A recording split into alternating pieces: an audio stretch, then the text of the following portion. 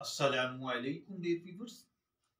हमारा आज का टॉपिक है रोजे की नीयत। रमजानुल मुबारक के रोजे की नीयत किस वक्त करनी चाहिए?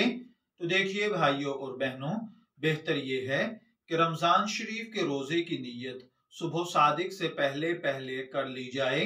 अगर सुबह सादिक से पहले रमजान शरीफ का रोजा रखने का इरादा नहीं था, सुबह सादिक के बाद इरादा हुआ कि रोजा रख ही लेना चाहिए, तो अगर सुबह सादिक के बाद कुछ खाया पिया नहीं तो उलमाए अहनाफ के नजदीक नीयत दुरुस्त है।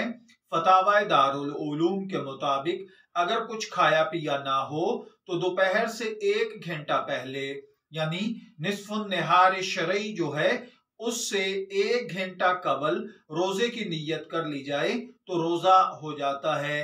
रमजान शरीफ के रोजे में बस इतनी नीयत कर लेना काफी है कि आज मेरा रोजा है, या रात को नीयत करे कि सुबह को रोजा रखना है तो रोजा हो जाएगा। अब यहाँ एक सवाल पैदा होता है कि अगर कोई भाई रोजा रखे बगैर वो सारी रात सोया रहा और उसकी आंख तकरीबन दिन के 11 बजे खुली, अब वो रोजे की नीयत कर सकता है या नहीं?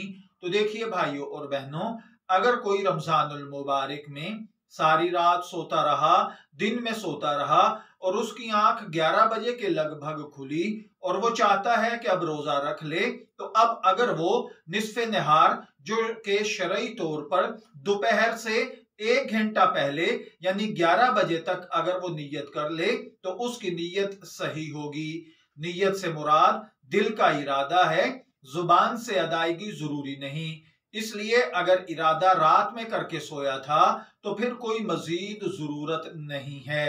मैं दुआ गो हूं अल्लाह ताला हमें इन बातों को समझकर इनके मुताबिक अमल करने की तौफीक अता फरमाए। शब्बीर अहमद को इजाजत दीजिए, फिर हाजिर होंगे किसी नए टॉपिक के साथ। तब तक के लिए अल्लाह हाफिज।